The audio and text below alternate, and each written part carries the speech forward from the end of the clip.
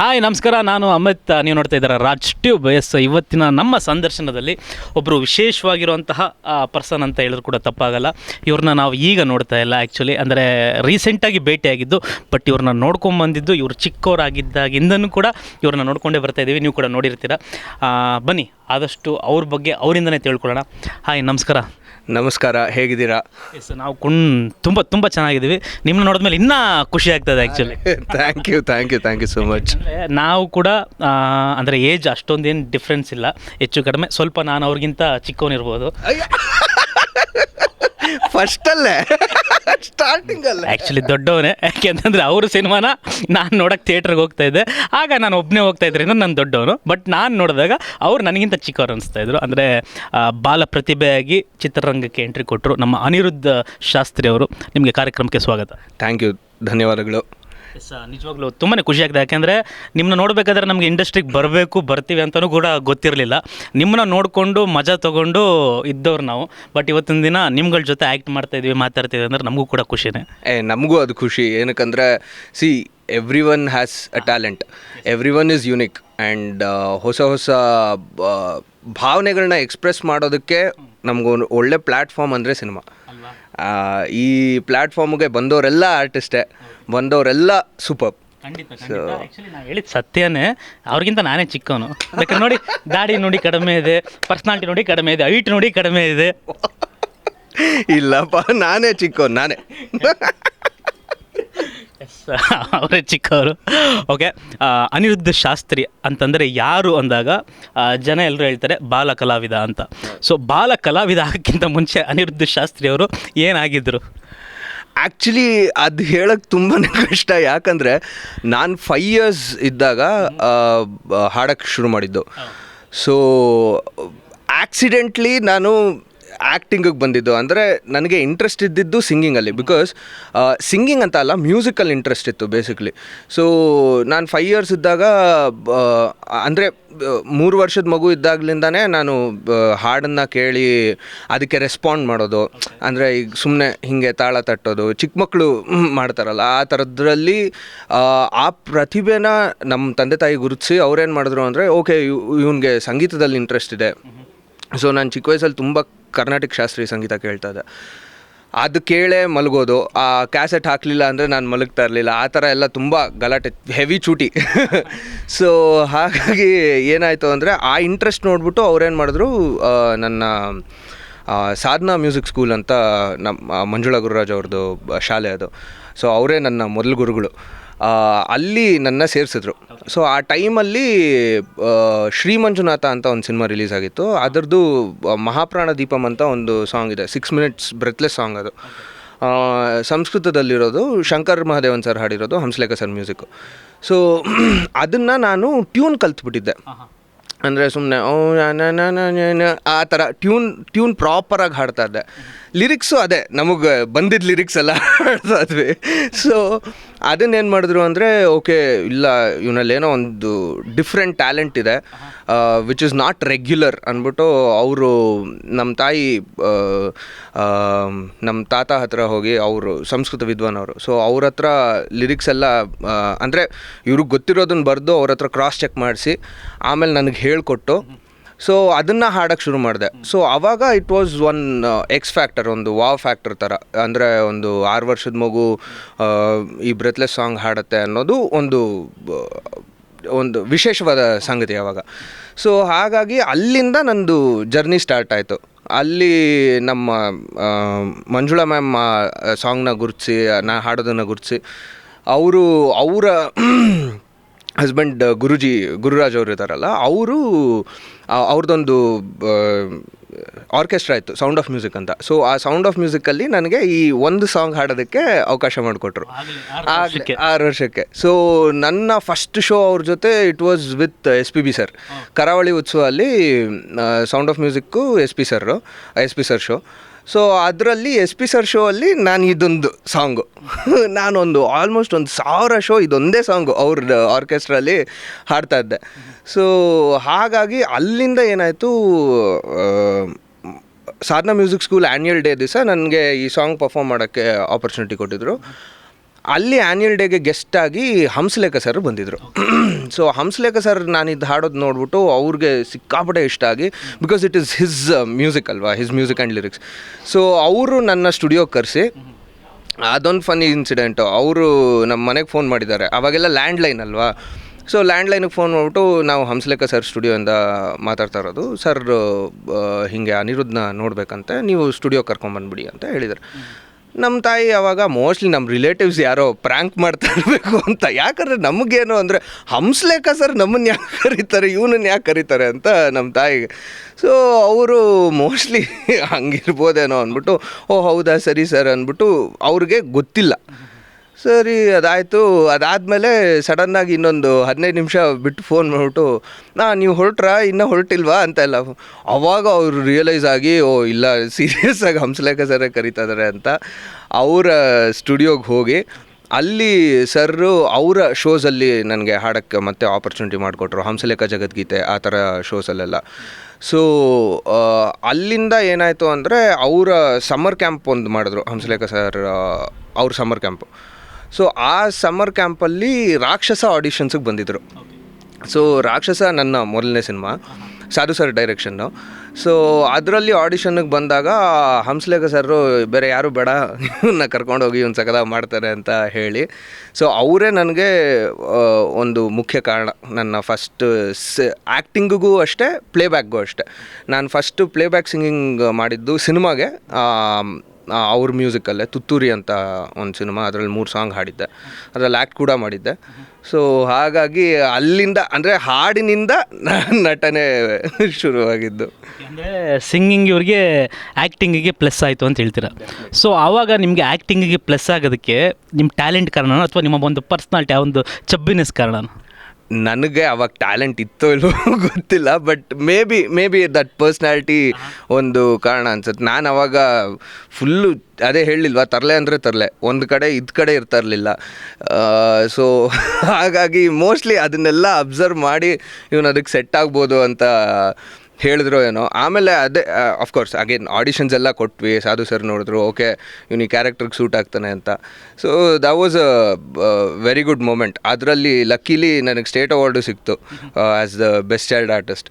So ಅದು one of the greatest moments for me, because first ಸಿನಿಮಾನೇ Shivanna sir ಜೊತೆ ಒಂದು ಸ್ಕ್ರೀನ್ ಶೇರ್ ಮಾಡೋದು ಅಂದರೆ it is a blessed moment. Yeah, ಖಂಡಿತವಾಗ್ಲೂ. ಆ್ಯಕ್ಚುಲಿ ಚೈಲ್ಡ್ ಆರ್ಟಿಸ್ಟ್ ಅಂದಾಗ ಚಿಕ್ಕ ಮಕ್ಕಳಾಗಿ ಸಿನಿಮಾ ರಂಗಕ್ಕೆ ಎಂಟ್ರಿ ಕೊಡೋದು ಒಂಥರ ವರನೂ ಇರ್ಬೋದು, ಅವ್ರಿಗೆ ಅದೊಂಥರ ಶಾಪನೂ ಕೂಡ ಇರ್ಬೋದು. ಯಾಕೆಂತಂದರೆ ನಾವು ಸುಮಾರು ಜನ ಚೈಲ್ಡ್ ಆರ್ಟಿಸ್ಟ್ನ ನೋಡಿದ್ವಿ. ಅಂದರೆ ಮಾಸ್ಟರ್ ಆನಂದ್ ಆಗಿರ್ಬೋದು, ಅಥವಾ ಮಾಸ್ಟರ್ ಮಂಜುನಾಥ್ ಅವರಾಗಿರ್ಬೋದು, ಸುಮಾರು ಜನ ಆಗಿರ್ಬೋದು. ಅವ್ರು ಚಿಕ್ಕ ವಯಸ್ಸಿನಲ್ಲಿ ತುಂಬ ಚೆನ್ನಾಗಿ ಪರ್ಫಾರ್ಮ್ ಮಾಡಿ ಜನರನ್ನೆಲ್ಲರೂ ಕೂಡ ಫಿದಾ ಮಾಡಿಕೊಂಡ್ರು. ಬಟ್ ಇನ್ನು ಫ್ಯೂಚರ್ಲಿ ಅಂತಂದರೆ ಅವರು ದೊಡ್ಡವರಾದ ನಂತರ ಅವ್ರಿಗೆ ಹೀರೋಗಳಾಗಿ ಮತ್ತೆ ಎಂಟ್ರಿ ಕೊಡೋದಕ್ಕೆ ತುಂಬಾ ಕಷ್ಟ ಆಯಿತು. ಈ ನಡುವೆ ಅವ್ರ ಎಜುಕೇಷನ್ ಅನ್ನೋದೊಂದು ಬರುತ್ತೆ. ಸೊ ಅದು ಕೂಡ ತುಂಬ ಮಿಸ್ ಮಾಡ್ಕೊಂಡೇ ಇರ್ತಾರೆ. ಯಾಕೆಂತಂದರೆ ಅಷ್ಟು ಬ್ಯುಸಿ ಆದಾಗ ಸಿನಿಮಾದಲ್ಲಿ ಎಜುಕೇಷನ್ ಕಡೆ ಅಷ್ಟು ಒಲವು ಕೂಡ ತೋರ್ಸೋಕ್ಕಾಗಲ್ಲ. ಇದು ನಿಮ್ಮ ಕೆರಿಯರಲ್ಲಿ ಏನಾಯಿತು ಅಂತಂದರೆ ಅದನ್ನು ಬ್ಯಾಲೆನ್ಸ್ ಮಾಡ್ಕೊಂಡ್ರ, ಅಥವಾ ನೀವು ಎಲ್ಲೋ ಆ ಒಂದು ಚೈಲ್ಡ್ಹುಡ್ನ ಸಿನಿಮಾದಲ್ಲಿ ಆ್ಯಕ್ಟ್ ಮಾಡೋದ್ರಲ್ಲೇ ಕಳೆದ್ರೆ, ಅಥವಾ ಓದು ಅನ್ನೋದು ಕೂಡ ನಿಮ್ಮ ಲೈಫಲ್ಲಿ ಇತ್ತು? ಅಲ್ಲ, ಓದು ಅನ್ನೋದು ಡೆಫಿನೆಟ್ಲಿ ಇತ್ತು. I am a pretty good student. ಅಂದರೆ ಓದೋದ್ರಲ್ಲಿ ಚೆನ್ನಾಗೇ ಓದ್ತಾ ಇದ್ದೆ. ನನಗೆ ಎಲ್ಲ ಆಲ್ಮೋಸ್ಟ್ SLC ಡಿಸ್ಟಿಂಕ್ಷನ್ನು. ಸೊ ಎಲ್ಲ ಪ್ರಿಟಿ ಗುಡ್. ಇಂಜಿನಿಯರಿಂಗ್ ಮಾಡ್ಕೊಂಡಿದ್ದೀನಿ, ಅದು ಏನಕ್ಕೆ ಮಾಡಿದೆ ಅಂತ ನನಗೂ ಗೊತ್ತಿಲ್ಲ, ಬಟ್ ಸ್ಟಿಲ್ ಮಾಡ್ಕೊಂಡಿದ್ದೀನಿ, ಕಂಪ್ಯೂಟರ್ ಸೈನ್ಸು. ಸೊ ಹಾಗಾಗಿ ಓದೋದ್ರಲ್ಲಿ it was really good. But ನನಗೇನನ್ಸುತ್ತೆ ಅಂದರೆ, ನಾನು ರೆಗ್ಯುಲರಾಗಿ ಈಗ ಎಲ್ಲ ಮಕ್ಕಳು ಹೆಂಗೆ ಚೈಲ್ಡ್ಹುಡ್ ಡೇಸ್ ಎಂಜಾಯ್ ಮಾಡ್ತಾರೋ, ಎಸ್ಪೆಷಲಿ 90s ಕಿಡ್ಸು, ಈಗಿನ ಜನ್ರೇಷನ್ ಬಿಡಿ ಎಲ್ಲ ಬರೀ ಮೊಬೈಲಲ್ಲೇ ಆಗ್ಬಿಟ್ಟಿದೆ. ನಮ್ಗೆ ಅವಾಗ ಆಟ ಆಡೋದು ಅಂದರೆ ಒಂದು ಹುಚ್ಚು ಕ್ರೇಜ್. ಅದು ಅಂದರೆ ಇಡೀ ಲೊಕ್ಯಾಲಿಟಿ ಎಲ್ಲ ಮಕ್ಕಳು ಇರ್ತಾಯಿದ್ರು, ಅವ್ರ ಜೊತೆಗೆ ನಾನು ಆಟ ಆಡೋಕ್ಕಾಗ್ತದೆ. ನಾನೆಲ್ಲೋ ಸಪ್ರೇಟಾಗಿ ಹೋಗೋ, ಡಬ್ಬಿಂಗ್ ಮಾಡೋದು, ಶೂಟಿಂಗ್ ಮಾಡೋದು. ಸೊ ನನಗೇನು ಅಂದರೆ, ನನಗೆ ಆ ಎಂಜಾಯ್ಮೆಂಟ್ ಮಾಡೋಕ್ಕಾಗಲಿಲ್ವೇನೋ ಅಂತ ನನಗಿವಾಗ ಅನಿಸೋದು. ಬಟ್ ಸ್ಟಿಲ್ ಅಂದರೆ, ಅಷ್ಟು ನಾನು ಸಿನಿಮಾಲಿ ನಾನು ವರ್ಕ್ ಮಾಡಿದ್ದಕ್ಕೆ ಇವಾಗ ಅದೆಲ್ಲ ನನಗೆ ಪ್ಲಸ್ ಆಗಿದೆ. ಟು ಬಿ ಯುನೋ ಆ ಎಕ್ಸ್ಪೀರಿಯನ್ಸಸ್ ಎಲ್ಲ ನನಗೆ ಪ್ಲಸ್ ಆಗಿದೆ. ಅಂದರೆ ಏಜಿಗೆ ಬಂದಮೇಲೆ ಎಫರ್ಟ್ ಹಾಕೋಕ್ಕಿಂತ ಇವರು ಏಜಲ್ಲಿ ಇದ್ದಾಗಲೇ ಎಫರ್ಟ್ ಹಾಕ್ಬಿಟ್ಟು ಈಗ ಏಜಿಗೆ ಬಂದಮೇಲೆ ಮಜಾ ಮಾಡ್ತವೆ. ಅಂದರೆ ಇವಾಗಲೂ ಎಫರ್ಟ್ಸ್ ಹಾಕಬೇಕು, because the trend has changed. So ಅಂದರೆ ಇವಾಗ ನಾನು ಚಿಕ್ಕ ವಯಸ್ಸಲ್ಲಿ ಮಾಡ್ತಾ ಇದ್ದಿದ್ದೆಲ್ಲ ವಾವ್ ಫ್ಯಾಕ್ಟರ್ಸ್ ಆಗಿತ್ತು. ಇವಾಗ ನಾನು ಮಾಡೋದೆಲ್ಲ ಇನ್ನೊಂದು 1000 ಜನನೂ ಮಾಡ್ತಾರೆ. ಸೊ ಅವ್ರಿಗಿಂತ ಹೆಂಗೆ ಡಿಫ್ರೆಂಟಾಗಿ ನಾನು ಪೋರ್ಟ್ರೇ ಆಗ್ತೀನಿ ಅಥವಾ ಅವ್ರಿಗಿಂತ ಹೆಂಗೆ ನಾನು ಡಿಫ್ರೆಂಟಾಗಿ ಎಫರ್ಟ್ ಆಗ್ತೀನಿ, ಅದು ತುಂಬ ಮ್ಯಾಟ್ರ್ ಆಗುತ್ತೆ. ಖಂಡಿತವಾಗ್ಲೂ ನಿಜಕ್ಕೂ ಕೂಡ ತುಂಬಾ ಖುಷಿ ಆಗುತ್ತೆ ಆ್ಯಕ್ಚುಲಿ ನಿಮ್ಮ ಜೊತೆ ಮಾತಾಡೋದಕ್ಕೆ. ಎಷ್ಟು ಸಿನಿಮಾಗಳನ್ನ ಚೈಲ್ಡ್ಹುಡ್ಡಲ್ಲಿ ನೀವು ಆ್ಯಕ್ಟ್ ಮಾಡಿದ್ರಿ, ಎಷ್ಟು ಸಿನಿಮಾಗಳು ಅದರಲ್ಲಿ ನಿಮಗೆ ಹೆಸರು ತಂದು ಕೊಟ್ಟಿದ್ದು ಯಾವುದು? ನಾನು 16 ಸಿನಿಮಾ ಚೈಲ್ಡ್ ಆರ್ಟಿಸ್ಟ್ ಆಗಿ ವರ್ಕ್ ಮಾಡಿದೆ. ಅದರಲ್ಲಿ ಹೆಸರು ತಂದು ಕೊಟ್ಟಿದ್ದು ಅಂದರೆ ರಾಕ್ಷಸ, ಆಮೇಲೆ ಜಾಕಿ ಪುನೀತ್ ಸರ್ ಜೊತೆ, ಆಮೇಲೆ Vamshi again Puneeth sir cinema, ಆಮೇಲೆ ಧೂಳ್ ಸಿನಿಮಾ ಮಾಡಿದೆ ನಮ್ಮ ಲೂಸ್ ಮದ ಯೋಗಿ ಅವ್ರ ಜೊತೆ. ಸೊ ಅದು ಅವ್ರ ತಮ್ಮನ ಕ್ಯಾರೆಕ್ಟರ್ ಮಾಡಿದ್ದೆ, ಅದು ಹೆವಿ. ಆಲ್ಮೋಸ್ಟ್ ಎಲ್ಲ ನಾನು ಸ್ವಲ್ಪ ಈ ಕಾಮಿಡಿ ಓರಿಯೆಂಟೆಡ್ ಕ್ಯಾರೆಕ್ಟರ್ಸೇ ಮಾಡಿದ್ದು. ಅದು ಇವತ್ತಿಗೂ ರೀಲ್ಸಲ್ಲಿ ಹಾಕ್ತಾರೆ, ಯುನೋ ಮೀಮ್ಸಲ್ಲಿ ಹಾಕ್ತಾರೆ. ಸೊ ಅದನ್ನೆಲ್ಲ ನೋಡ್ತಾ ಇದ್ರೆ ನನಗೆ ತುಂಬ ಒಂಥರ ನಾಸ್ಟಾಲ್ಜಿಕ್ ಫೀಲ್ ಆಗುತ್ತೆ, ಖುಷಿ ಆಗುತ್ತೆ. ನಿಮ್ಮ ಕೆರಿಯರ್ನಲ್ಲಿ ಕೇರ್ ಆಫ್ ಫುಟ್ಪಾತ್ ಅನ್ನೋ ಒಂದು ಸಿನಿಮಾ ಕೂಡ ಬಂತು. ಸೊ ಅದಕ್ಕೆ ಡೈರೆಕ್ಷನ್ ಮಾಡಿದ್ದು ಕೂಡ ಮಾಸ್ಟರ್ ಕಿಶನ್ ಅವರು. ಅದು ವರ್ಲ್ಡ್ ರೆಕಾರ್ಡ್ ಕೂಡ ಆಗಿತ್ತು, ಯಾಕೆಂತಂದರೆ ಆಲ್ಮೋಸ್ಟ್ ನಿಮ್ಮ ಏಜ್ ಅನಿಸುತ್ತೆ ಅಲ್ವಾ? ಹೌದು, ವೆರಿ ಟ್ರೂ. ಅವ್ರಿಗೆ ಗಿನ್ನಿಸ್ ವರ್ಲ್ಡ್ ಆಫ್ ರೆಕಾರ್ಡ್ಸಲ್ಲಿ ಅವ್ರದ್ದು ಹಿ ವಾಸ್ ಐಡೆಂಟಿಫೈಡ್ ಆ್ಯಸ್ ಏನೋ ಚಿಕ್ಕ ವಯಸ್ಸಲ್ಲಿ ಡೈರೆಕ್ಷನ್, ಒಂದು ಫೀಚರ್ ಫಿಲ್ಮ್ ಡೈರೆಕ್ಷನ್ ಮಾಡಿದ್ದಕ್ಕೆ ಅವ್ರಿಗೆ ಅವಾರ್ಡ್ ಬಂತು. So it was a great moment for all of us because see again ನಾನು ಹೇಳ್ದಂಗೆ ಟ್ಯಾಲೆಂಟ್ ಕ್ಯಾನ್ ಬಿ ಎನಾರ್ಮಸ್. ಅದು ಒಬ್ಬೊಬ್ಬರಲ್ಲೂ ಸಿಕ್ಕಾಪಟ್ಟೆ ಇರುತ್ತೆ. ಅದನ್ನು ಗುರುತಿಸೋದು ತುಂಬ important. That parents have done it. So ಅವ್ರಿಗೆ ನಾವು ಯಾವತ್ತಿದ್ರೂ ಚಿರಋಣಿ ಆಗಿರಬೇಕು. ಬಿಕಾಸ್ ಅವರ ಒಂದು ಸಪೋರ್ಟ್ ಇಲ್ಲ ಅಂದರೆ not every child can you know get into what he wants. Or ಈಗ see as I told you, ನಂಗೆ ಅವಾಗ ಮಾಡಿದ ಎಕ್ಸ್ಪೀರಿಯೆನ್ಸು ಇವಾಗ ಪ್ಲಸ್ ಆಗ್ತಾರೆ. ಸೊ ಹಾಗಾಗಿ ಅಗೇನ್ ಇವಾಗ ಕಿಶನ್ ಅವ್ರ ಪೇರೆಂಟ್ಸೇ ಆಗಲಿ, ಅವ್ರಿಗೆ ಸಪೋರ್ಟ್ ಮಾಡಿ ಕಿಶನ್ಗೆ. ಆ್ಯಂಡ್ ದೆನ್ ಯುನೋ ಆ ಸಿನಿಮಾಲಿ ಎಷ್ಟು ಹಿರಿಯ ನಟರೆಲ್ಲ ಕೆಲಸ ಮಾಡಿದರು. ಜಾಕಿ ಶ್ರಾಫ್ ಸರ್ ಮಾಡಿದರು, ಸುದೀಪ್ ಸರ್ ಮಾಡಿದರು, ಅಂಬರೀಷ್ ಸರ್ ಬರ್ತಾರೆ ಆ ಸಿನಿಮಾಲಿ. ಸೊ ಹಾಗಾಗಿ it was a great moment for all of us. And ನಾನು ಅದರಲ್ಲಿ ಅವ್ರಿಗೆ ಆ್ಯಂಟಿ ಪ್ರೊಟ್ಯಾಗನಿಸ್ಟ್ ಆಗಿ ಕೆಲಸ ಮಾಡ್ತೀನಿ. ಸೊ ಒಂಥರ ವಿಲನ್ ಆಗಿ. ಆ್ಯಕ್ಚುಲಿ ಈ ಸಿನಿಮಾ ಬಗ್ಗೆ ಸ್ಪೆಷಲ್ ಕ್ವಶನ್ ಕೇಳಬೇಕು, ಯಾಕೆಂತಂದರೆ ಬೇರೆ ಎಲ್ಲ ಸಿನಿಮಾದಲ್ಲೂ ಕೂಡ ದೊಡ್ಡ ದೊಡ್ಡ ಡೈರೆಕ್ಟರ್ ಇದ್ದರು, ನಿಮ್ಮನ್ನು ಬ್ಯಾಲೆನ್ಸ್ ಮಾಡ್ತಾಯಿದ್ರು. ಬಟ್ ಕೇರ್ ಆಫ್ ಫುಟ್ಬಾತಲ್ಲಿ ಕಿಶನ್ ಅವರು ಕೂಡ ನಿಮ್ಮ ಏಜೆ, ಅವರು ಆ ಸಿನಿಮಾಗೆ ಲೀಡು, ನೀವು ಆ ಸಿನಿಮಾಗೆ ಆ್ಯಂಟಿ ಅಂತಂದರೆ ವಿಲ್ಲನ್ನು. ಅವರು ನಿಮ್ಮನ್ನು ಯಾವ ರೀತಿ ಹ್ಯಾಂಡ್ಲ್ ಮಾಡ್ತಿದ್ರು, ಅವ್ರು ಡೈರೆಕ್ಷನ್ ಮಾಡಬೇಕಾದ್ರೆ ನಿಮಗೆ ಶಾಕ್ ಆಗ್ತಿತ್ತ? ನನ್ನಷ್ಟೇ ಏಜು, ಇವ್ರು ಹೋಗಿ ಮೈಕ್ ಇಟ್ಕೊಂಡು ಆ್ಯಕ್ಷನ್ ಕಟ್ಟಿ ಹೇಳ್ತಾರೆ, ಇವ್ರು ಬಂದು ನನಗೆ ಆ್ಯಕ್ಷನ್ ಹೇಳ್ಕೊಡ್ತಾ ಇದ್ದಾರೆ. ಆ ಥರದ್ದು ಏನಾದರೂ ಆ ಟೈಮಲ್ಲಿ ನಿಮಗೆ ತಲೆಗೆ ಬಂದಿತ್ತ? ಇಲ್ಲ, ಆ್ಯಕ್ಚುಲಿ ಏನಾಗಿತ್ತು ಅಂದರೆ ಗಾಡ್ಸ್ ಗ್ರೇಸ್ ಕಿಶನ್ನು ಮತ್ತು ನಾನು ಫ್ರೆಂಡ್ಸ್ ಆಗಿಬಿಟ್ಟಿದ್ವಿ ಅದಕ್ಕಿಂತ ಮುಂಚೆನೇ. ಆ ಸಿನಿಮಾಗಿಂತ ಮುಂಚೆ ನಾವು ಅದೇ ತುತ್ತೂರಿ ಅಂತ ಹೇಳಿದ್ನಲ್ಲ, ಸೊ ಅದರಲ್ಲಿ ನಾವಿಬ್ಬರು ಒಟ್ಟಿಗೆ ಕೆಲಸ ಮಾಡಿದ್ವಿ. ಹಾಗಾಗಿ ನನಗೆ ಕಿಶನ್ ಪರಿಚಯ ಇದ್ದರು. ಸೊ ಹಾಗಾಗಿ ನನಗೇನದು ತುಂಬ ಡಿಫ್ರೆನ್ಸ್ ಅನಿಸ್ಲಿಲ್ಲ. ಬಿಕಾಸ್ ಅದೊಂದು ಫ್ರೆಂಡ್ಶಿಪ್ ಅಂತ ಬಂದುಬಿಟ್ರೆ ಒಡಿಯುಸೆ ಆ ಅಟ್ಮಾಸ್ಫಿಯರೇ ಬೇರೆ ಇರುತ್ತೆ. ಸೊ ಹಾಗಾಗಿ ನಮಗೇನು ಆವಾಗ ಎಸ್ಪೆಷಲಿ ಚಿಕ್ಕ ವಯಸ್ಸಲ್ಲಂತೂ ಈಗೋ ಅವೆಲ್ಲ ಏನಿರಲ್ಲ. ಸೊ ಅದೊಂಥರ ಖುಷಿಯಾಗೇ ನಮಗೆ ಏನೋ ಅನಿಸ್ತಾ ಇತ್ತು. ಆ್ಯಂಡ್ ದ ಥಿಂಗ್ ಈಸ್, ನಮಗೆ though we were pretty young, we had a certain level of maturity where ಅವರು ಪ್ರೊಫೆಷ್ನಲ್ ಆಗಿ ಬಿಹೇವ್ ಮಾಡ್ತಾಯಿದ್ರು, ನಾನು ಪ್ರೊಫೆಷ್ನಲ್ ಆಗಿ ಬಿಹೇವ್ ಮಾಡ್ತಾಯಿದ್ದೆ. So that didn't come in our way. Because ಅಲ್ಲಿ when he sits as a director, he is a director. ಅಲ್ಲಿ age ಅನ್ನೋ ಒಂದು ಮ್ಯಾಟ್ರ್ ಬರೋಲ್ಲ. ಸೊ ಹಾಗಾಗಿ ಎಲ್ಲರೂ ಅವ್ರನ್ನ ಡೈರೆಕ್ಟರ್ ಅಂತಲೇ ಕರಿತಾಯಿದ್ರು, ಯಾರು ಅವ್ರನ್ನ ಕಿಶನ್ ಅಂತ ಕರಿತಾ ಇರಲಿಲ್ಲ. So that was very professional in that way. So ಹಾಗಾಗಿ ನಮ್ಮ ಆ್ಯಕ್ಟಿಂಗ್ ಏನಿದೆ ನಾವು ಅದನ್ನು ನಿಭಾಯಿಸ್ಕೊಂಡು, and we were friendly, we were like best friends. So ನಂಗೆ ಆ್ಯಕ್ಚುಲಿ ಅದರಲ್ಲಿ ಆ್ಯಕ್ಟ್ ಮಾಡಿದ್ದೀನಿ ಅಂತ ಅನಿಸ್ಲಿಲ್ಲ. ಒಂದು ಟೂರಲ್ಲಿ ಹೋಗಿದ್ದೀನಿ, ಒಂದು ವೆಕೇಷನ್ ಮೇಲೆ ಹೋಗಿದ್ದೀನಿ ಅಂತ ಅನಿಸ್ತಾ ಇತ್ತು. So that was the feel. ಈಗ ನಿಮ್ಮ ಅವರ ಒಂದು ಕಾಂಟ್ಯಾಕ್ಟ್ ಹೆಂಗಿದೆ ಅಂತಂದರೆ, ಈಗ ಕೂಡ ಇಬ್ಬರು ಕೂಡ ಏಜಿಗೆ ಬಂದಿದ್ದೀರಾ. ಸೊ ಸರ್ಟನ್ ನಿಮ್ಮದೇ ಐಡಿಯಾಸ್ಗಳು ಕ್ರಿಯೇಟ್ ಆಗಿದೆ. ಅವಾಗೇನೋ ಚೈಲ್ಡ್ಹುಡ್ಡು, ಬಟ್ ಅದರಲ್ಲಿ ಅವರ ಒಂದು ಕ್ರಿಯೇಟಿವಿಟಿ ಜಾಸ್ತಿ ಇತ್ತು, ಬಟ್ ನೀವು ಅವಾಗ ಆ್ಯಕ್ಟ್ ಮಾಡ್ತಾಯಿದ್ರಿ. ಬಟ್ ಈಗ ನಿಮ್ಮ ಕ್ರಿಯೇಟಿವಿಟಿ ಕೂಡ ಜಾಸ್ತಿ ಆಗಿದೆ. ಈಗ ನೀವಿಬ್ಬರು ಸೇರಿದಾಗ ಏನು ಮಾತುಗಳನ್ನ ಆಡ್ತೀರಾ? ಆ ದಿನದ ಬಗ್ಗೆ ಆಗಿರ್ಬೋದು, ಅದು ಫ್ಯೂಚರ್ ಪ್ಲ್ಯಾನ್ ಬಗ್ಗೆ ಆಗಿರ್ಬೋದು. ನಾವು ಯೂಶ್ವಲಿ ತುಂಬ ವರ್ಷ ಆಯಿತು ನಾವು though we got in touch, but ನಾವು ಅಗೇನ್ ವಾಟ್ಸಾಪಲ್ಲಿ through calls will be in touch. And ನಂದೆಲ್ಲ ವರ್ಕ್ಸ್ ಕಳಿಸ್ತಾ ಇರ್ತೀನಿ, he'll be appreciating for it. And that's a pretty good sign. ಅಂದರೆ ನಾವು ಮುಖಾಮುಖಿ ಭೇಟಿ ಆದಾಗ್ಲೂ we always you know recall those memories. ಏನಕ್ಕಂದರೆ ನಮ್ಗೆ ಅದೇ ಖುಷಿ. ಸೊ ಅದೊಂಥರ ಈ ಈಗಿನ ನೆಕ್ಸ್ಟ್ ಫ್ಯೂಚರ್ದೆಲ್ಲ ಬಿಟ್ಬಿಟ್ಟು ನಾವು ಅದನ್ನೇ ಇನ್ನು ಮೆಮರೀಸ್ ನಾವು ಅದ್ರ ಬಗ್ಗೆನೇ ಮಾತಾಡ್ತಾ ಇರ್ತೀವಿ. So that is like a pretty good nostalgic moment for us. ಅದ್ರ ಜೊತೆಗೇ ಇನ್ನೊಂದು ಸ್ಪೆಷಲ್ ನಿಮ್ಮ ಕೆರಿಯರಲ್ಲಿ ಅಂತಂದರೆ ಪವರ್ ಸ್ಟಾರ್ ಪುನೀತ್ ಅವರೇ. ಯಾಕೆಂತಂದರೆ ವಂಶಿ ಸಿನಿಮಾ ಆಗಿರ್ಬೋದು, ಜಾಕಿ ಆಗಿರ್ಬೋದು, ಈ ಎರಡೂ ಸಿನಿಮಾದಲ್ಲೂ ಮಾಡಬೇಕಾದ್ರೆ ಎರಡರಲ್ಲೂ ಕೂಡ ಏಜ್ ಡಿಫ್ರೆನ್ಸ್ ಇತ್ತು. ಯಾಕೆಂದರೆ ವಂಶಿಲಿ ಇನ್ನೊಂದು ಸ್ವಲ್ಪ ಚಿಕ್ಕವರೇ ಆಗಿದ್ದರೆ ನೀವು. ಆ ಸಂದರ್ಭದಲ್ಲಿ ಆ ಒಂದು ಸಿನಿಮಾದಲ್ಲಿ ಅವರ ಒಂದು ಕಾಂಬಿನೇಷನ್ ನಿಮಗಿತ್ತ? ಅಂದರೆ ಆ ಸಿನಿಮಾದಲ್ಲಿ ಆ್ಯಕ್ಟ್ ಮಾಡಬೇಕಾದ್ರೆ ಮೀಟ್ ಆಗಿದ್ದೀರಾ? ವಂಶಿಯಲ್ಲಿ ನಾನು ಮೀಟ್ ಆಗಲಿಲ್ಲ ಪುನೀತ್ ಸರ್ನ, ಜಾಕಿಯಲ್ಲಿ ಮೀಟ್ ಆಗಿದ್ದು. ವಂಶಿಯಲ್ಲಿ ಕೋಮಲ್ ಸರ್ ಜೊತೆ ಕಾಂಬಿನೇಷನ್ನು. ಸೊ ಅದು ಅಗೇನ್ ಕಾಮಿಡಿ ಕ್ಯಾರೆಕ್ಟ್ರು. ಇದುವರೆಗೂ ನನಗೆ ಇನ್ನೊಂದು ಒಂಥರ ತುಂಬ ಖುಷಿಯಾಗೋ ಸಂಗತಿ ಏನು ಅಂದರೆ, ಇದುವರೆಗೂ ನನ್ನ ನೀನು ಜಾಕಿಲಿ ಆ್ಯಕ್ಟ್ ಮಾಡಿದ್ಯಾ ತಾನೇ ಅಂತಲೇ ಗುರುತಿಸೋದು. ಸೊ ಆ ಚೈಲ್ಡ್ಹುಡ್ ಫೇಸ್ ಯಾರೂ ಮರ್ತಿಲ್ಲ ಇನ್ನು. ಸೊ ಹಾಗಾಗಿ ಅದು ತುಂಬ ಖುಷಿಯಾಗುತ್ತೆ. And of course Appu sir is legend. ಅವ್ರ ಬಗ್ಗೆ ಏನು ಹೇಳೋದು. ನಾನು ಆವಾಗ ಒಂದು ಶೋ ಮಾಡ್ತಾಯಿದ್ದೆ, ಕುಣಿಯೋಣು ಬಾರ ಅಂತ ಆ್ಯಂಕರಿಂಗ್ ಮಾಡ್ತಾಯಿದ್ದೆ. ಸೊ ಆ show children special show. So ಎಲ್ಲ ಚಿಕ್ಕ ಮಕ್ಕಳು ಕಂಟೆಸ್ಟೆಂಟ್ಸು, ನಾನು ಮತ್ತು ಸಹನಾ ಹೆಗ್ಡೆ ಅಂತ ಆ್ಯಂಕರ್ಸು, ಛಾಯಾ ಸಿಂಗ್ ಅವರು, ಮಾಲು ಶ್ರೀನಿವಾಸ್ ಅವರು ಜಡ್ಜು ಅದಕ್ಕೆ. ಸೊ ಆ ಶೋ ತುಂಬ ದೊಡ್ಡ ಹಿಟ್ ಆಗ್ಬಿಟ್ಟಿತ್ತು. ಪುನೀತ್ ಸರ್ ಫಸ್ಟ್ ನನ್ನ ನೋಡಿದ ತಕ್ಷಣ ಅವ್ರು ಹೇಳಿದ್ದು, ನೀನು ಆ್ಯಂಕರಿಂಗ್ ಮಾಡೋ ಅಂತಾನೆ ನೀನು, ನಮ್ಮ ಮನೇಲಿ ಇದು ಏನು ಈ ರಿಯಾಲಿಟಿ ಶೋ ನೋಡ್ತಾರೋ, ತುಂಬ ಇಷ್ಟ ನೀನು ನಮಗೆಲ್ಲ ಅಂತ ಹೇಳಿ. He was so sweet, he was so down to earth. And ನನಗೆ ಪುನೀತ್ ಸರ್ ಜೊತೆ ಆ್ಯಕ್ಟ್ ಮಾಡ್ತಾಯಿದ್ದೀನಿ ಅನ್ನೋ ಒಂದು ಅಂದರೆ ಒಂದು ನರ್ವಸ್ನೆಸ್ ಇರುತ್ತೆ. ಇವಾಗ ಯಾರೇ ಆಗಲಿ, ಒಂದು ದೊಡ್ಡ ಸ್ಟಾರ್ ಸೈಡಲ್ಲಿ ನಿಂತಿದ್ದಾರೆ, ಅಥವಾ ನೀವು ಒಂದು ದೊಡ್ಡ ಸ್ಟಾರ್ ಜೊತೆ ನೀವು ಕಾನ್ವರ್ಸ್ ಮಾಡ್ತಾ ಇದ್ದೀರಾ, ಅವ್ರಿಗೆ ಡೈಲಾಗ್ ಟು ಡೈಲಾಗ್ ನಿಮ್ಮ ಕಾನ್ವರ್ಸೇಷನ್ ಇದೆ ಅಂದರೆ ಆ ನರ್ವಸ್ನೆಸ್ ಒಂದು ಇದ್ದೇ ಇರುತ್ತೆ. ಏನಕ್ಕಂದರೆ ನಾನೇನಾದ್ರು ತಪ್ಪಾಗಿ ಹೇಳಿಬಿಟ್ರೆ, ಸುಮ್ಮನೆ ಅಕಸ್ಮಾತ್ ಎಕ್ಸ್ಟ್ರಾ ಶಾರ್ಟ್ ಆಗಿಬಿಟ್ರೆ ಏನು ಮಾಡೋದಪ್ಪ.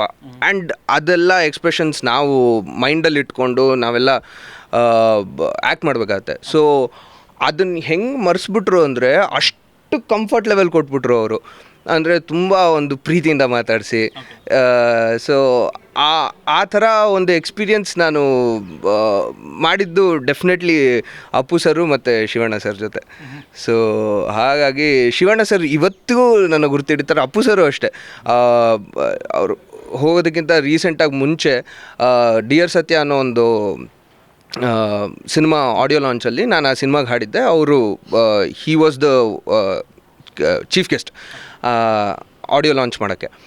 ಸರಿ, ಅವ್ರು ಅವತ್ತು ಬಂದಾಗ ನೀ ಹೆಂಗೋ ಇದೆಯಾ ನೀನು, ಎಷ್ಟೋ ವರ್ಷ ಆಯಿತು ನಿನ್ನ ನೋಡಿ ಅಂತ ಎಲ್ಲ ಮಾತಾಡಿಸಿ, ಆಮೇಲೆ ಐಲ್ ಕಾಲ್ ಯು ಅಂತ ಎಲ್ಲ ಹೇಳಿ, ಕಮ್ ಲೆಟ್ಸ್ ಮೀಟ್ ಒನ್ಸ್ ಅಂತ ಎಲ್ಲ ಪಾಪ ಇನ್ವೈಟ್ ಮಾಡಿ. ಆ್ಯಂಡ್ ಅವತ್ತು ನಾನು ಅವ್ರ ಜೊತೆ ಒಂದು ಪಿಕ್ಚರ್ ತೊಗೊಂಡಿದ್ದೆ. ದಟ್ ಸ್ಮೈಲ್ ಇಸ್ ಸೋ ಒಂಥರ ಅದು ಒಂಥರ ಕಾಡುತ್ತೆ ನಮ್ಮನ್ನು. ಅದು ನಮ್ಮ ಒಂದು ಮೆಮೊರೀಸಲ್ಲಿ ಯಾವತ್ತೂ ಅದಿರದೇ ಇರುತ್ತೆ. ಖಂಡಿತ ಜಾಕಿ ಇದು ಪರ್ಟಿಕ್ಯುಲರ್ ಆ ಒಂದು ಸೀನು, ಆ ಸೀನ್ ನೋಡಿದ್ರೆ ಇವತ್ತಿಗೂ ಕೂಡ ಅಷ್ಟೇ ಖುಷಿ ಆಗುತ್ತೆ. ಸರ್ ನಿಮ್ಮ ಮಗ ಮಿಕ್ಕಿದ ಪಕ್ಕಿ ಚಟ್ನಿ ಎಲ್ಲ ಮೈಗೆ ಬಳ್ಕೊಂಡ್ಬಿಟ್ಟಿದ್ದೆ ಸರ್ ಅಂತಾರೆ. ಆಮೇಲೆ ರಂಗಾಯಣ ರಘುವರು ಹೇಳ್ತಾರೆ, ಅದಕ್ಕೆ ಚಟ್ನಿ ಎಲ್ಲ ಹಾಕೋಣ ಗಂಧ. ಸೊ ಆ ಒಂದು ಪರ್ಟಿಕ್ಯುಲರ್ ಸೀನ್ ಮಾಡಬೇಕಾದ್ರೆ ಅವ್ರ ಜೊತೆ ನೀವು ಆ್ಯಕ್ಟ್ ಮಾಡಬೇಕಾದ್ರೆ ಅವ್ರು ಎಷ್ಟು ಮಜಾ ಮಾಡಿದರು ಆ ಸೀನ್ ಮಾಡಬೇಕಾದ್ರೆ, ಅದ್ರದ್ದು ಏನಾದರೂ ಒಂದು ನೆನಪುಗಳು? ಅದು ತುಂಬಾ ಸಕ್ಕತ್ತಾಗಿತ್ತು ಆ ಟೈಮ್ ಅಂತೂ. ಬಿಕಾಸ್ ನಾವು ಶೂಟ್ ಮಾಡಿದ್ದು ಒಂದೇ ದಿವಸ. ಸೊ ಅದೇ ದಿವಸದಲ್ಲಿ ರಂಗಾಯಣ ರಘು ಸರ್ ಜೊತೆನೂ ಇಂಟ್ರ್ಯಾಕ್ಷನ್ ಇರುತ್ತೆ, ಆ್ಯಂಡ್ ಪುನೀತ್ ಸರ್ ಜೊತೆನೂ ಇಂಟ್ರ್ಯಾಕ್ಷನ್ ಇರುತ್ತೆ. ನಾನು ಫಸ್ಟು ಶಾರ್ಟ್ ಮಾಡಿದ್ದೆ ಪುನೀತ್ ಸರ್ ಜೊತೆ. ಸೊ ಅದೊಂಥರ ಹೆವಿ ಮಜಾ ಇತ್ತು. ಅವರು ನಾನು ಮಾತಾಡೋದಕ್ಕೆಲ್ಲ ಅವರು ಹಿಂಗೆ ನಕ್ಬಿಡ್ತಾಯಿದ್ರು. ಸೊ ಅದೊಂಥರ ಬೇಸಿಕ್ಲಿ ಕ್ಯೂಟ್ ಅನಿಸ್ತಲ್ವ. ಸೊ ಅವ್ರು ತುಂಬ ಎಂಜಾಯ್ ಮಾಡಿದ್ರು. And as I told you, ಆ ಫ್ರೀಡಮ್ ಕೊಟ್ಬಿಟ್ರು ನನಗೆ. ಸೊ ದ್ಯಾಟ್ ನನ್ನ 100%, though it was a very short scene, ನಮ್ಮ 100% ಕೊಡ್ಬೋದಾಗಿತ್ತು. And it was a very memorable this thing shoot. ಖಂಡಿತ. ಓಕೆ, ಒಂದು ಸರ್ಟನ್ ಟೈಮ್ ಅಂತಂದರೆ ಚೈಲ್ಡ್ ಆರ್ಟಿಸ್ಟ್ ಆಗಿದ್ರಿ, ಅದಾದ ನಂತರ ಒಂದು ಗ್ಯಾಪ್ ತೊಗೊಂಡ್ರಿ. ಸೊ ಆ ಗ್ಯಾಪಲ್ಲಿ ಏನು ಮಾಡಿದ್ರು? ಗ್ಯಾಪಲ್ಲಿ ನಾನು ಓದೋಕ್ಕೆ ಗ್ಯಾಪ್ ತೊಗೊಂಡಿದ್ದು. ಸೊ ನನ್ನ PU ಆ್ಯಂಡ್ ದೆನ್ ಇಂಜಿನಿಯರಿಂಗ್ ಮಾಡೋ ಟೈಮಲ್ಲಿ ನಾನು ಏನೂ ಬೇರೆ ಮಾಡೋಕ್ಕಾಗಲಿಲ್ಲ, because I had to concentrate on my studies. So ಆ ಟೈಮಲ್ಲಿ ಅದೊಂಥರ ತುಂಬ ಗ್ಯಾಪ್ ಆಗೋಯ್ತು, ಆಲ್ಮೋಸ್ಟ್ 6 years ಗ್ಯಾಪು. ಸೊ ಅಷ್ಟರಲ್ಲಿ ಏನಾಯಿತು ಅಂದರೆ again as I told you the trend changes. So ನಾನು ಮತ್ತೆ ಇಂಡಸ್ಟ್ರಿಗೆ ಆ್ಯಸ್ ಎ ಸಿಂಗರ್ ಬರಬೇಕು ಅಂತ ಅಂದ್ಕೊಂಡಾಗ ಸಿಂಗರ್ ಆ್ಯಕ್ಟರ್ ಬೇಸಿಕಲಿ ನಾನು ಹೆಂಗೆ ಅಂದರೆ I always love to explore myself. ನಾನು ಒಂದಕ್ಕೆ ಸೀಮಿತ ಅಂತ ಇಟ್ಕೊಳಕ್ಕೆ ನಂಗೆ ಇಷ್ಟ ಇಲ್ಲ. ಬಿಕಾಸ್ ನನ್ನಲ್ಲೇನು ಅಂದರೆ ನಂಗೆ ಅನ್ಸೋದೇನು ಅಂದರೆ ನನ್ನಲ್ಲಿರೋ talent maybe if it is of full use for someone else, why not give it? Why not ನಾವು ಮಾಡೋದೇ ಎಲ್ಲ ಕಲೆಗೋಸ್ಕರ ಅಂದಾಗ why not use it for the fullest ಅನ್ನೋ ಥರ. ಸೊ ಹಾಗಾಗಿ ನಾನೆಲ್ಲ ಆಪರ್ಚುನಿಟಿ ಕೇಳಿದಾಗ ಅಗೇನ್ ಒಂದಷ್ಟು ರಿಜೆಕ್ಷನ್ಸ್ ಎಲ್ಲ ಬಂತು. ದಟ್ ಆವಾಗ ಅನಿಸ್ತು may be the way I approach are the expertise I have is not enough, not sufficient ಅಂತ. ಸೊ ಅವಾಗ ತಿರ್ಗಾ ಆಗಿನ ಟ್ರೆಂಡ್ಗೆ ಏನೇನು ಬೇಕೋ ಕಲಿತು ಅದಕ್ಕೆ ಅಡ್ಯಾಪ್ಟ್ ಆಗಿ ಮತ್ತು as an old school way from the scratch start ಮಾಡಿ that's again different journey.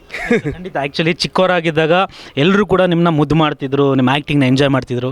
Sudden ಆ ಗ್ಯಾಪ್ ತೊಗೊಂಡು ಎಂಟ್ರಿ ಆಗಬೇಕು ಅಂದಾಗ ಸುಮಾರು ಜನ ನಿಮ್ಮನ್ನ ಕೆಲವೊಂದಷ್ಟು ವಿಷಯಗಳಿಗೆ ರಿಜೆಕ್ಟ್ ಮಾಡಿದ್ರು ಅಂತ ಹೇಳಿದ್ರಿ. ಆ ಸಂದರ್ಭದಲ್ಲಿ ನಿಮ್ಗೇನು ಅನ್ನಿಸ್ತು ಅಂತಂದರೆ ಇವ್ರು ಹಿಂದೆ ಇದ್ದವರ, ಯಾಕೆ ಆವಾಗ ನನ್ನ ಅಷ್ಟು ಪ್ಯಾಂಪರ್ ಮಾಡ್ತಿದ್ದವರು ಈಗ ಯಾಕೆ ನನ್ನ ರಿಜೆಕ್ಟ್ ಮಾಡ್ತಾಯಿದ್ದಾರೆ? ಅಂದರೆ ಆ ದಿನದಲ್ಲಿ ನನ್ನ ಟ್ಯಾಲೆಂಟ್ನ ಎಂಜಾಯ್ ಮಾಡಿದ್ರು, ಬಟ್ ಆ ಟ್ಯಾಲೆಂಟು ನನ್ನಲ್ಲಿ ಇದೆ ಅಂತ ಯಾಕೆ ಗುರುತಿಸ್ತಿಲ್ಲ ಅನ್ನೋದೇನಾದರೂ ಆ ಟೈಮಲ್ಲಿ ಸಟನ್ ನಿಮ್ಮ ಮನಸ್ಸಿಗೆ ಬೇಜಾರಾಯ್ತಾ?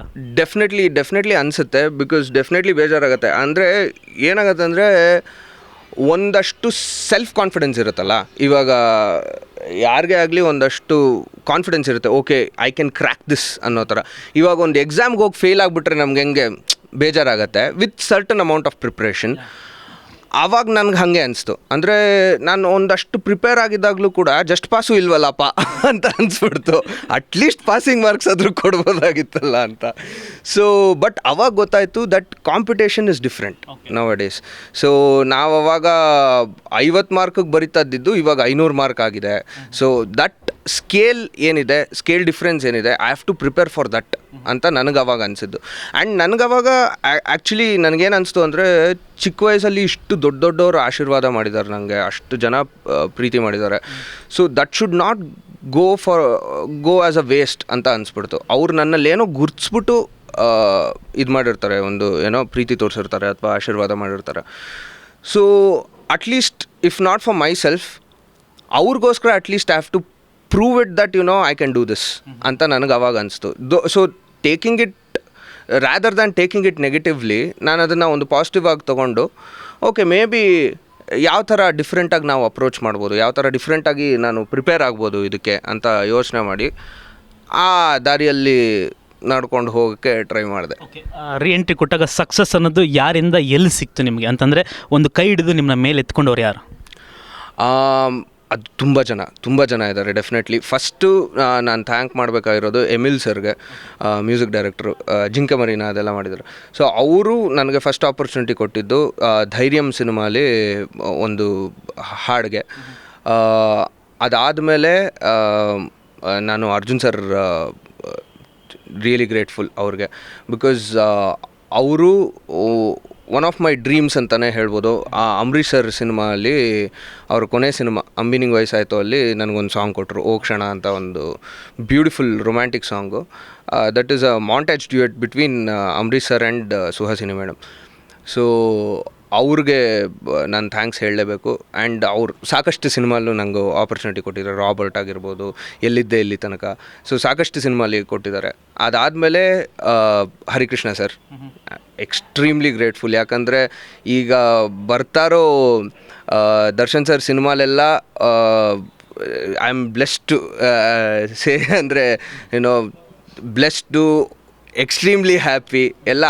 ಇದೆಲ್ಲ ತುಂಬ ಚಿಕ್ಕ ವರ್ಡ್ಸ್ ಅಂತ ಹೇಳ್ಬೋದು. ಬಿಕಾಸ್ ಎಲ್ಲ ಸಿನಿಮಾಲೂ ನಂದು ಎಲ್ಲೋ ಒಂದು ಕಾಂಟ್ರಿಬ್ಯೂಷನ್ ಇದೆ, ಒಂದು ಸಾಂಗ್ ಇದೆ. ಅದು ತುಂಬ ಖುಷಿಕರವಾದ ಒಂದು ಮೊಮೆಂಟು. ಯಾಕಂದರೆ ಕ್ರಾಂತಿ ಆಗಿರ್ಬೋದು, ಈಗ ಕಾಟೇರ ಆಗಿರ್ಬೋದು. ಕ್ರಾಂತಿಯಲ್ಲಿ 2 ಸಾಂಗ್ ಇದೆ, ಕಾಟೇರಲ್ಲಿ ಇವಾಗ 1 ಸಾಂಗ್ ಇದೆ, theme song. So for that Harikrishna ಸರ್ಗೆ ಎವರ್ ಗ್ರೇಟ್ಫುಲ್.